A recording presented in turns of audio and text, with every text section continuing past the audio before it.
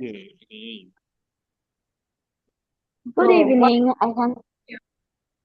Okay, thank you so much. So while waiting for the other guest speaker, we are just going to start.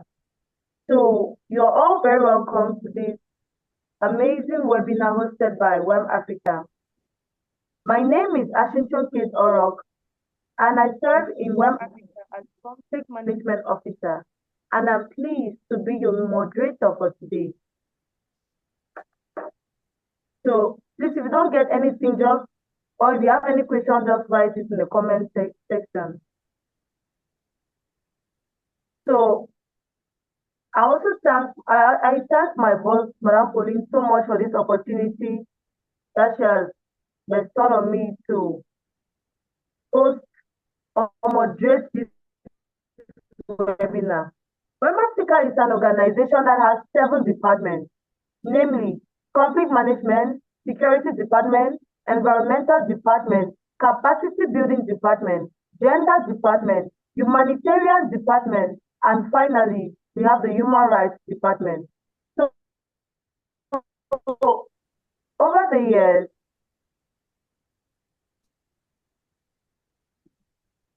and the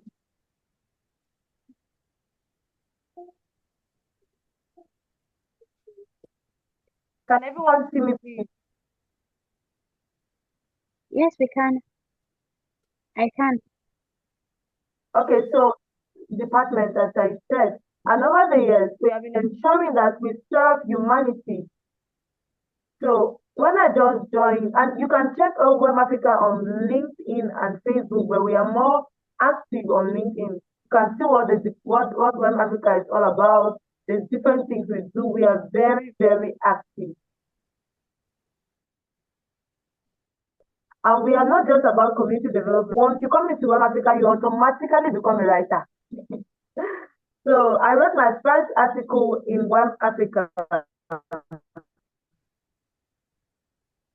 So Madam Pauline asked me on conflict.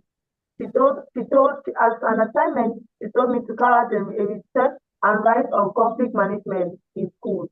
So it's this research that made me to realize some things that my eyes were trying to see before.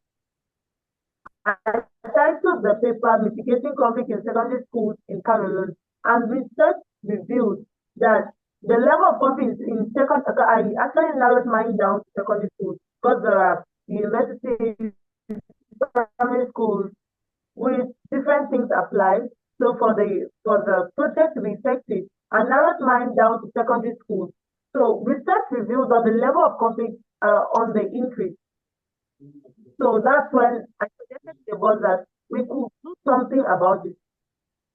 Though we cannot affect all schools in Cameroon and all secondary schools in Cameroon, at least we can try to mitigate conflict in a secondary school at a time. So that's why Wem'Afrika decided to create a peace club in JTS Bukwango. So we actually hold a peace club in JTS Bukwango where we teach students on peace building and conflict resolution. So the objective of the peace club, the objective of the peace club, the peace club is committed to building and fostering a culture of peace by instilling key skills and values in members. The main objectives include providing students with conflict prevention and resolution skills, 2, self-protection in conflict. My research revealed that there are people who were so passionate about being peace ambassadors and they neglected the fact that they had to protect themselves. And so they suffered casualties. Some were harmed during the conflict, while others even lost their lives. So to mitigate this, we included self-protection in conflict in the model we created for the secondary schools. We also trained students to be proactive peace ambassadors in their schools and various communities.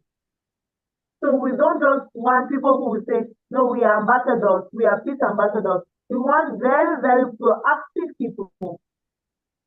We also have leadership development. We also have moral integrity and ethical conduct.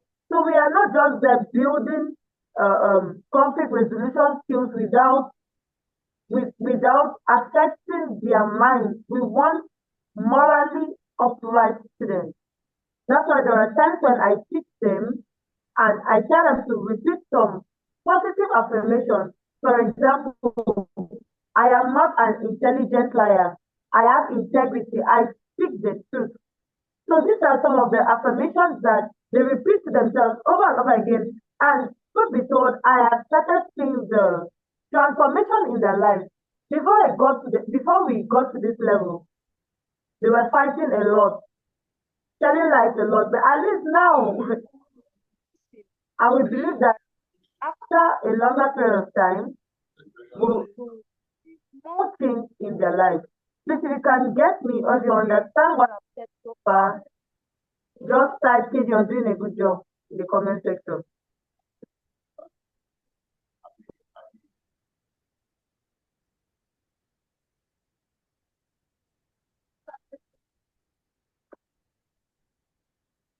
So I'm waiting for your chat.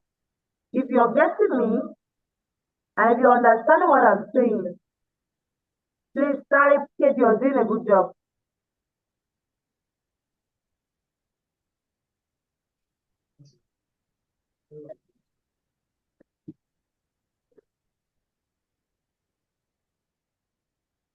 Thank you so much, Kellyanne.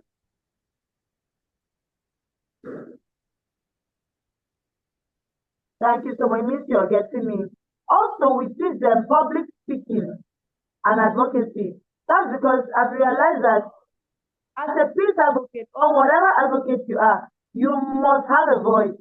Every advocate must have a voice. Even if you don't yet have it, if you don't yet know how to train your voice, know how to train yourself to be outspoken, you have to train yourself to be outspoken.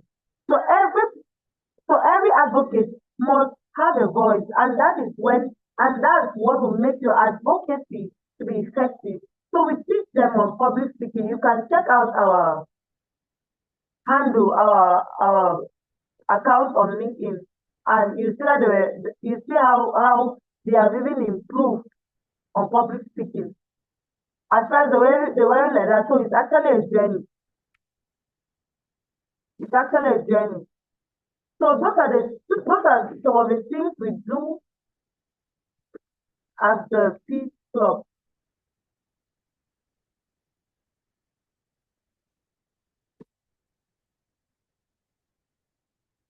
So those are some of the things we do at the Peace Club.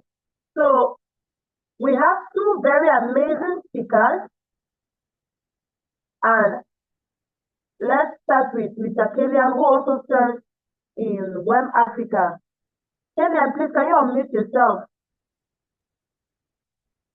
Thank you so much. Can you please tell us about your research, the research you conducted on conflict resolution? All right. Good morning. And the findings. All right. Thank you for that previous introduction about the work of Wem'Afrika in secondary school. It has been a blessing for me to be part of the organization so far and participating in most of its activity as far as conflict is concerned. So when it comes to conflict management in school, I focus mainly on higher education, and I did a research on 9 institutions, that is from all these 8 state universities plus 1 private university based in Yaoundé, that's Azimut. So the methodology I used to conduct the research was using questionnaires, and the questionnaires were distributed through the Google form, and the Google form was the software that I used to collect all my data. And the questionnaire cut across 4 major themes. First, to understand if the various participants, what were their understanding of what conflict is, if they can differentiate between interpersonal conflict and intra-conflict. The second thing I focused on was to understand the conflict approach. what do they understand when we talk about conflict approach. Later on was conflict resolution, and I laid down some recommendation to either this to the state and institutions. So um, when we talk of conflict in higher institution, it's very important to understand that many students at times do not perform very well in school simply because of the environment in school. When they are in a conflictual zone, it affects their level of concentration, it affects their level of networking or cooperation or collaboration in class. And there are different kind of conflict that exist in conflict. You in a higher institution, you have student-student conflict, you have lecturer-lecturer conflict, you have student-lecturer conflict. And irrespective of the nature or the future where the student found himself, it affects its performance and its capacity to um, understand the various courses which is being taught in school and uh, put in his or her own skill to acquire knowledge. So we try to understand the various participants, how often or if they have ever been involved in conflict. And we had a result of 76% of people who agree that they have been once been a victim or a protagonist in in a conflict situation in higher education. And that's something very interesting because the next question that we needed to know was to know what nature of conflict did they have in schools back then. And we realized that 53% of the 76 students were exposed to non-violent conflict, that is verbal conflict, conflict that arise from disagreement over a topic, either an assignment, over a choice of courses that's non-verbal, and 40, 47% of the 76% of the students who have had been involved in conflict were involved in physical conflict, that is assault, personal assault, where they use at times violent approach and so on, which has to do with the personality of the person. And the next question I intended to know was to how often, how frequent was this conflict that they were exposed to? And most often the answer is rarely. And 15% of them were occasionally, and very low percent, that's 4% was frequently. So from there, what I understand is that in higher institution, many students are exposed in non-violent conflict so much. They are so much exposed to that because they are either victim of harassment, they are victim of bully, and in some cases they are victim of assault from friends, lecturers, and we wanted to know how do they manage the situation once they are exposed to that kind of environment of conflictual environment? How do they identify the different conflict management skills within themselves, or what are the approach they used to handle the issue of conflict? And some of them said they have a compromise over the issue, forget about it, and walk around.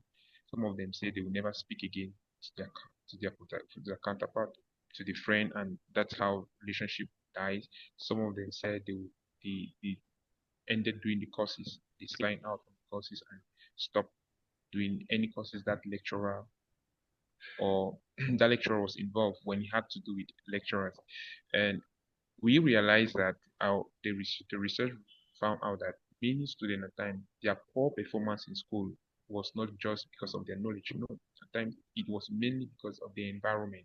When the environment is hostile, they tend out to shy away from it because they lack the conflict management approach.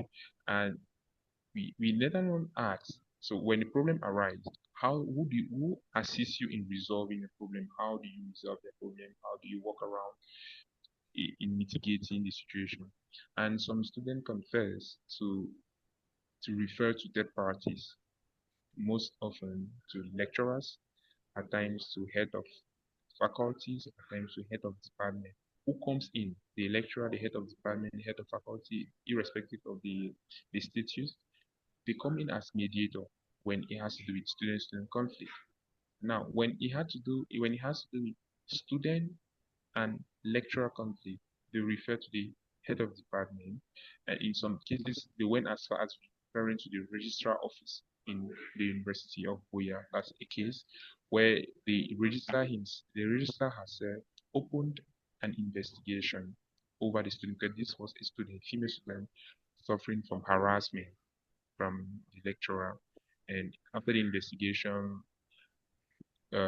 sanction followed and so on, and the student was able to graduate, because most often they would threaten the student that if you don't abide to my rules, you will not graduate. And many students, when they come to university, their main objective is to graduate, and they give so much sacrifice in learning, in doing their assignment, because they so much believe in them. And when they have a lecturer who believes that he has to take advantage of them because of his power, it kind of diminish or it affects them. So they decide to bring up the problem to the lecture to the registrar office, and the registrar office manages, because there is a crisis committee who handles all kind of issues. And we later asked to the student if they would like to have conflict a conflict uh, a conflict course introduced in their program in order to improve their conflict management skill, to grab a skill which will help them to improve their conflict resolution whenever conflict arises in school. And many of them said yes. Many of them say yes, that it would be good that the school administrators think of making conflict resolution courses as a compulsory or university requirement, just as we have in University of where we have civic education, we have entrepreneurship, we have English and French, which are requirements irrespective of the department you find yourself. So many students think that it's very important to have those kind of courses introduced, which will help them to improve their conflict management skills. So out of my research, the recommendation we made was first uh, to the government. The recommendation to the government was to better attenuate the occurrence of violence and hate speech on campus.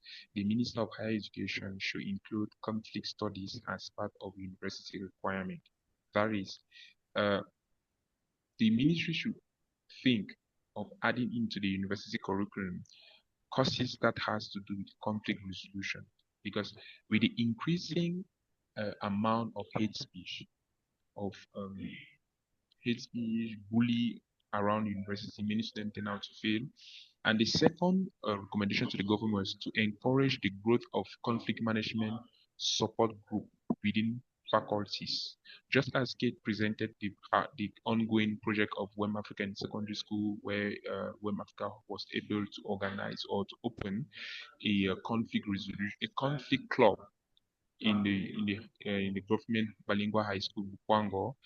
We have suggested to the government that it would be good to have a conflict management support unit in every faculty that will manage student relationship on campus or student collaboration on campus. And secondly, to the government, we recommended that lecturers should be trained on conflict management skill to better improve on their resolution knowledge. And that's also one challenge that we found. At times when the student address the situation to the lecturer don't have that skill, that conflict management skill in handling the situation, in mediating or sustaining peace between student and campus. Our recommendation was that beyond the the intellect of the lecturers, they should be also trained as conflict management skills. They should receive short program training on campus on how to manage conflict in school, and also on how to deal with conflict with their colleagues. I remember when I was in the University of Boya, we had lecturers who had conflict between themselves and among themselves, sorry, when the other lecturer will come and will be giving his lectures. He will stop, and in front of us, he will start insulting his colleague and tell us how he is dull, he has not done great, and that is a manifestation of his own hatred against his colleague towards us. And when the other colleague comes now, the other colleague does the same. So we now, the student, we felt embarrassed because the very lecturer who taught us, who are supposed to show us the way, are not leading us very well. And now to organizations, that is the organization as a whole, we we recommended that students be trained on the various knowledge of conflict. And the second recommendation was to create more awareness on conflict-related topics. The third recommendation was to educate lecturers and education institutions on conflict management skills and support this institution with training courses. And at times the courses could be e-learning, wherein they will deepen their knowledge or enhance their existing skill in conflict management. Globally, that's what we've done. We have conducted research to look into the performance of students in higher institutions. Because school is seen and considered as a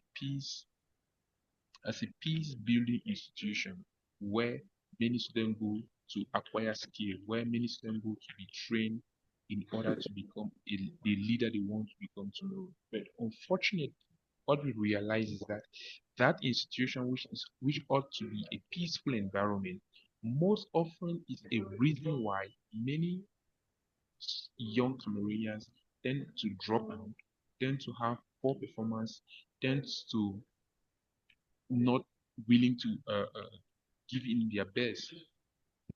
And we wanted to address that problem, that gap in terms of conflict management in school. And at the end of the research, we were able to table down these recommendations to the various stakeholders. Thank you. So thank you so much, Kelly, and thank you so much for your presentation. So, Mr. Samuel, hello, Mr. Samuel. So, I actually picked up some things from Kelly's presentation, but let's just go straight to Mr. Samuel because he's a very big man and he has to take other issues. So, Mr. Samuel, we are so pleased to have you on. Yeah, Mr. so Samuel, can you hear me? Hello? hello? Yes, we didn't get Can you you- there. Yeah, so basically, I want to start by apologizing for starting a bit late with you all. I had a very busy schedule. I knew probably the first speaker would take the first 30 minutes, then I'll come during the second part within the hour which we had. And since we barely have 12 minutes to go, I might not say much, just appreciate the convener and also the participant and the previous speaker. I think he has said a lot, and I think participant must have gained some knowledge from there.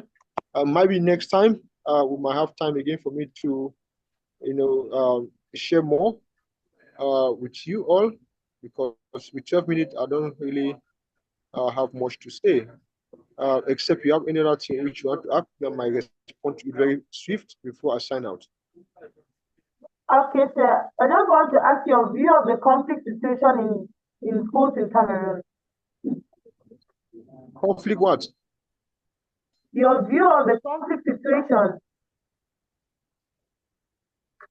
The first thing I'll tell you is that the pay package, teachers don't earn good money, especially in our government schools and so on. The conflict start first. You have to understand that some of the teachers, even the allowance they earn or their salary first, is not even able to even meet their own needs and so on. So before they even leave their house, they also have their own issues. Couple the fact that first, the issue that poor salaries or pay package of these teachers within these schools is a factor that also influences conflict among teachers and students, or among teachers and administrators.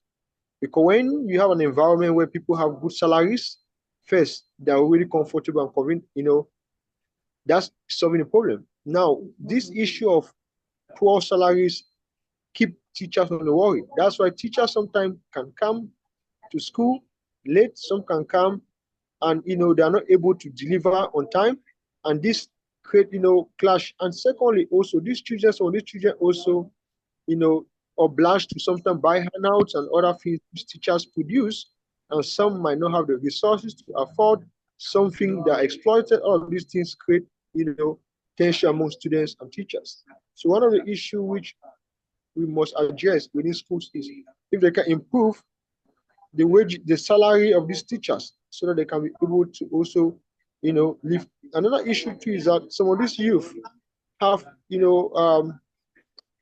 poor parenting, in the sense that we are in a world today where parents are very busy to catch up with the bills. It's not that the parents fault to an extent. Bills are killing them. They have to learn to pay food, school fees, and everything. So sometimes they don't spend time to check what happened in school today, the challenge students they are facing. So all of this impose a lot of space or window for these children to go about doing things. It could peer pressure, influence, all of this. So parents not having adequate time to check, to guide their children is also an aspect that gives room for children to have different thoughts, which all of these thoughts influence their actions. When you see conflict happening, it's because the children are not well guided. They are being influenced by sometimes what they watch or what they hear and what they feel us to do. So there's no one who can tell them. These are some things that causes. Another thing also is interest within school milieus. We can have interest. Might be you are a teacher, you wish to be the one to teach 2 classes or 1 classes. Someone is saying teacher are highly paid civil servant in Cameroon. However, we have both government and private schools.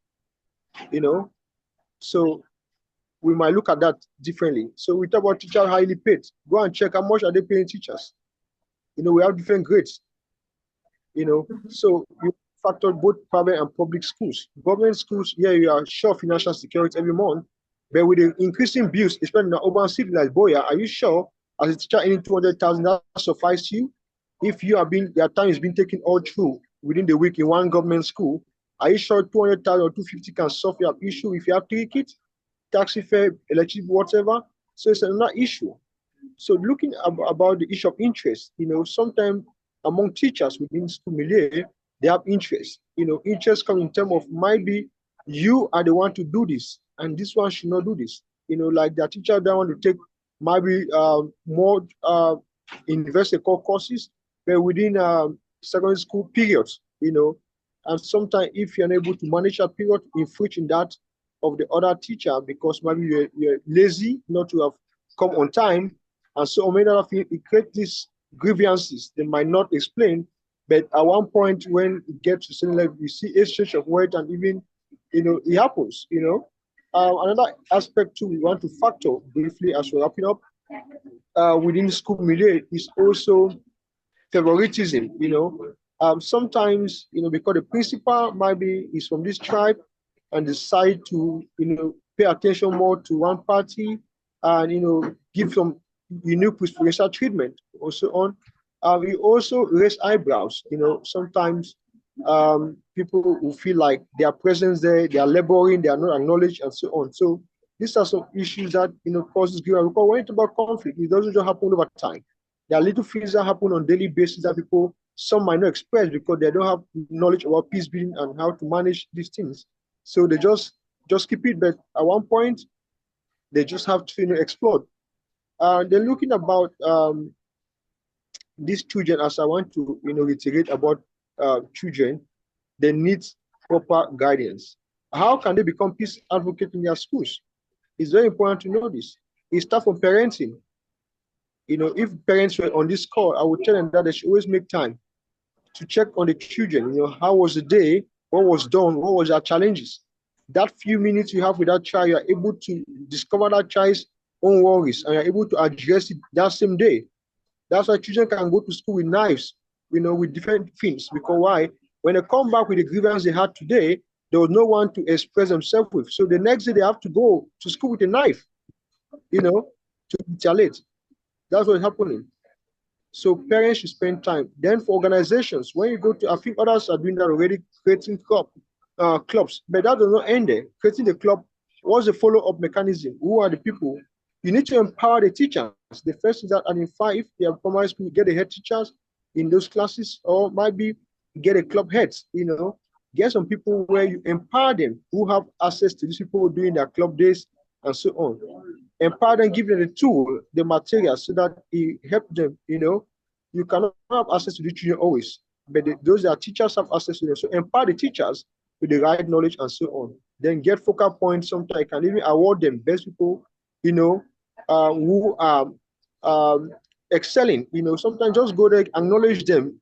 Best peace child. Best peace student. It gives motivation. Like, wow, this peace issue can bring you what? You can buy a textbook, an exercise book, a gift, whatsoever, during end of the year. These are things that motivate that, wow, peace building, is a good practice. And I want to end by saying that, um, peace is something which, you don't just talk about, you practice it. You yourself as a leader, when you go there, it should reflect on you. The approach which you engage with the children, the youth in schools, and even the teachers can also pass a message to them. So we as peace educators, trainers, or leaders, we should, reflect, it should be reflective on us. First, our approach. The fact that you have knowledge on peace building doesn't mean that you are a peace builder, because the peace building you acquire in school doesn't make you a peace builder. Peace builder is through your actions, act of kindness. So how do you tolerate people? How do you accept their weaknesses? How do you support and strengthen their own weakness to become better? Act of kindness is a great way to go. So I want to end here because we have 4 minutes so that the moderator can conclude on this.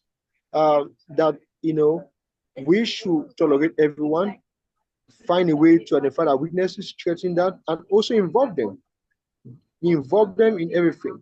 Don't One of the things that create people to always have this mind that they are wicked and to, because sometimes we label them. No matter how bad a child is, please don't tell the child openly that you're a bad child, you're a spoiled child, you're so on. It develop hate in them. They might not tell you, and that's why they continue to become radicalized, and violent inclined. So use positive words, word of encouragement to these children, and also with the teacher. When you have a phone call, you be contact with them, call them once in a while. Hello, say hi, hope your students are fine. We're going to call around sometimes to identify some nice children there. We're going to surprise them. Keep that relationship. Relationship communication is very important in reminding and refreshing our mind that peace is a way of life, irrespective of what we do. So I'll end here. Next time I have more time. God bless you all. Thank you so much, sir. Thank you, sir. Can we please I wanted to saying our okay. clapping? Please clap for him. I wanted to add, I wanted to tip in something. As far as Wilson asked a question, which is quite interesting and have caught my attention when he says, or I don't know if Wilson is a male or female, when she or he says, how do cultural and socioeconomic differences contribute to conflict in schools in Cameroon? Now, this expression with double facet. Firstly, culturally, in the higher universities, in the higher education, we have people come from diverse background, from different cultural zones, be it the Sawa, the Famiti, the Bamilekis, and so on. They come. We already have an issue existing in society which has to do with tribalism, right? And many people tend out to have this kind of hate that that's spawned from any place. And when you go into an institution and it happens that you belong to one cultural era area, sorry, they tend to look at you. Oh, yeah, Bamileke, for example, say, oh, yeah, Bamileke, oh, those selfish people. Oh, you are a Bamenda graduate, those settlers. Oh, you are this, and they just attach a name to you. That already causes problem because people may not like that you call them that way. And I also remember there was a time in the University of Boya, there was a problem of cultural identity, which was the main cause of hate speech within on campus. There was this word, Kamnogos, settlers. They were referring, this was a conflict that exists between the Bakurian people and the Northwesterners. It was such that on campus, students hardly identify themselves with, that is, students from the Bakure land will not want to be friends with students from the Northwest simply because they believe that, or their parents told them that if you're a friend with a guy or with someone who come from the Northwest, you have to be careful. So the parents are the one at times instigating this kind of mindset with students. And when the student take it, they don't verify the information. They spread it around. They start work. No, you see, I don't be friend with them. They are like this, they are like that. And that is how uh, hatred begins. And people start fighting. And now, socioeconomically, the country is difficult.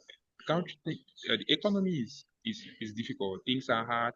And many a times students, when their parents don't meet up their engagement, we have that frustration. They take it to school, and any little thing just make them to be very annoyed, and that's how you see them involved into a physical conflict or verbal attack towards their friend.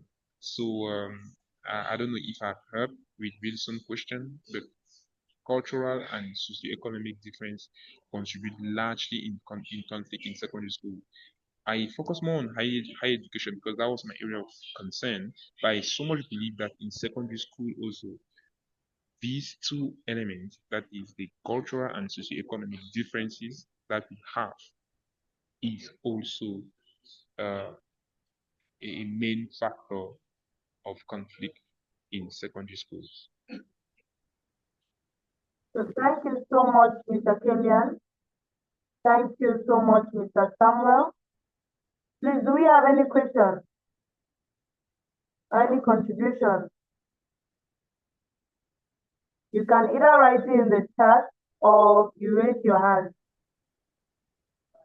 Just for a brief contribution in 30 seconds, I think in 2022, the Commonwealth Secretariat, we had an interministerial meeting in Cameroon with the Ministry of Basic Education, Secondary Higher Education, Foreign Affairs, and other ministries, where we developed, a policy document on counter and preventive extremism in schools in Cameroon. So I think last time was at the Foreign Affairs, the director did not lay hand on that. So I was still trying to make sure I get to the youth affairs. If they could have that document, something I can share with other young peace or peace building leaders organization, illustrating their follow up with these different ministries, education where they're working with. So that's part of what we did in 2022. So thank you so much. I will really be grateful to receive that document from you. Thank you. So if you have a question or worry, you want to say something, it's either you write it in the chat or you raise your hand.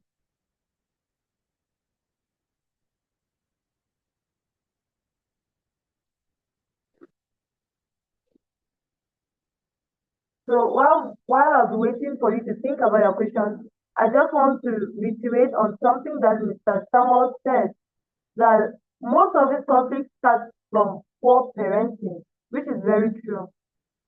So many children are from broken homes. They don't even have parents who really show them that care because the parents are trying to chase their back.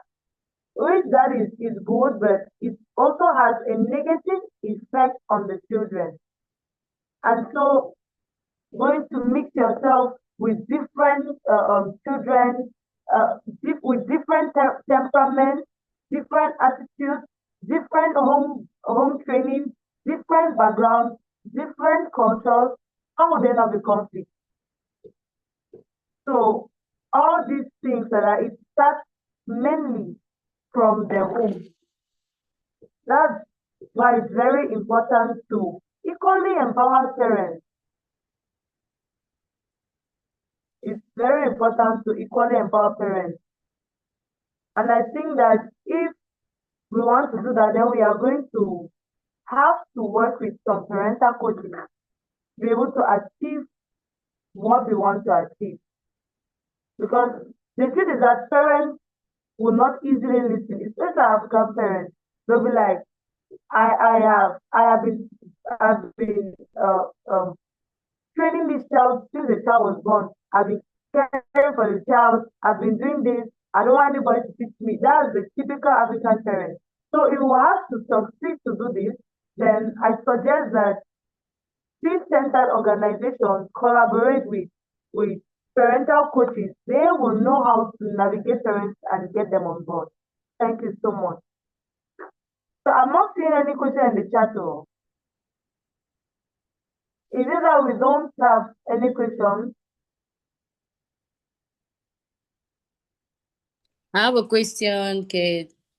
Okay, please. I'm sorry, I joined this meeting late. So, what do you guys do to make sure that parents are involved in assessing their kids' behaviors at schools? So are you asking what can be done, or you're asking what Wem'Afrika does? Which one? No. What are you guys doing on that part? Which guys in particular? Yeah, Like checking on the, because we do the you carry out in schools. Yes, it ends there because like Mr. Boju just said, he said parents need to take charge. Are we giving educative talks to parents as well? Or it ends only in schools? That was my question. Because yeah. Are you asking the question? I want to understand the question. Are you asking in relation to my own research? No, he contributed something here. So I'm asking that you guys he said parents need to be involved on that. So I'm asking, how will you guys go about it? So is the question to him? Can I respond to that? No, I came later. I just entered the meeting. So that's the point. I don't know who I'm addressing to. I'm just asking what will you guys do? Let me respond to that. The thing is that I think Kate said something about collaboration, which is good. Now, you cannot, if you want to be if you really want to make meaningful change, it's a chain, okay? We have the children, the teachers, or the school, and the parents. Because when the children are home, they are with parents. When they are at school, they are with teachers. So there's always what we have annual parents, they call PTA. Is it Parents Teacher Association? I don't know how they call that association. Yeah. During these meetings, parents are being invited to come and have evaluation and exchange. So what you do is that when you create this collaboration as an organization working on peace building with focus to prevent violence and conflict within schools, you must know the dates. You need to keep in touch with this administrator so that they keep you posted with their calendar. So in school, you have sessions where you can give a brief talk to the teachers or the guardians directly also with the administrators on how the approach you can engage with them, because it's not a guarantee that you can have the one-on-one to talk with them. You cannot visit all of their homes, but during PTA meetings, you can always have this opportunity. And also during graduations, if they have graduation or any programs, you can be invited to at least take even 45 minutes to give a talk to remind them. So that's how you can easily engage the parents if you want them to refresh their mind. Or like what I'm doing, what we do part within the Peace Academy is that we train both parents, different people. We have different courses on domestic and community peace building.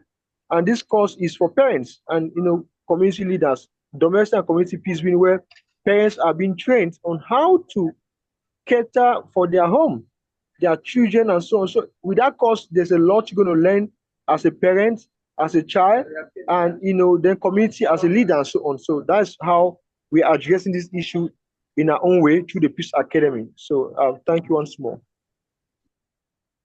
So Mr. Botchem said we have to collaborate and then keep the relationship with the school so that we can always get to them and sometimes give a talk to the parents during the PTA meeting. So I don't know if anybody has a question. Hello to everyone, this is Pauline speaking, and thank you so much to Kate for hosting this webinar, Samuel and Killian for your explanations about conflict in schools. With regards to Agnes' questions, from the part of Wem'Afrika, the Peace Club at GBA at Bukwango, that's a first project. And you cannot just get to the institutions or the teacher without getting to the students first. When they see the result of the students, they'll say, okay, what's happening in school? You see, there's a Peace Club. So next time or next year, we're implementing a project. We're going to involve the parents. When we're involving the parents, that chain and contribution collaboration will be very easy for us. It would be difficult for us to say, we want to invite the parents to school. It's impossible. But can we communicate with the students? Of course. So that's our approach of conflict management in schools. And when it comes to teachers, we are working towards that. But firstly, I think the most vulnerable group now are the students. We have to make them understand and want to participate. And when we're able to communicate with the students, for them to communicate now with the teachers and the parents will be very, very easy. So I think that's our own way of approach. And that collaboration, it is about working with the government too. Okay? If we say we are working with the government, it'll be easier for us to really bring in the parents to participate in it. We're not just ending in schools, just one school. We want to make it as a policy. We want to implement it in Cameroon, that every institution or every school, every parent have to have a course or a knowledge about conflict management. So when there is a crisis, we know how to attack it. So firstly, our own approach is with the student first, the vulnerable group, before we meet the other students or the other parties, actors in this conflict or in our community. Thank you. I hope I've answered your question. Thank you so much, Madam, for your invaluable contribution. Agnes, is that okay? Yes, thank you. You're welcome. This was any question or contribution before we end the call? Or has something to say?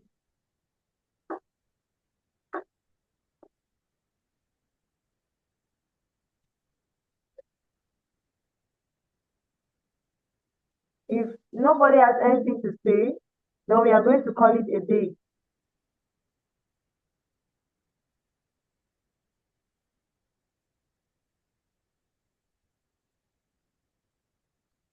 Okay. So once more, thank you so much for joining. Thank you so much for contributing. Thank you so much, Mr. Samuel, for fitting us in your schedule. Thank you so much, Mr. Kellyan, for fitting us in your schedule. My article on conflict resolution is highly recommended. Not because I wrote it, but I'm proud to say that I've had 79 mentions on academia just by that article. So that's to tell you that if you really want to learn about conflict, or if you want to have a broader knowledge about everything that was said here, then I think that you really have to read the article. So you can just get to me personally and I will send it to you. Most of these contributions that were here are actually in the article. So thank you so much. Thank you, Madam, for this initiative, and we'll stay blessed and we'll stay peaceful. Bye-bye.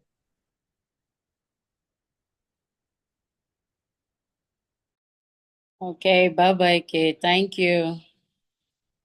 You're welcome. Thank you, Kate. Thank you so much, Madam.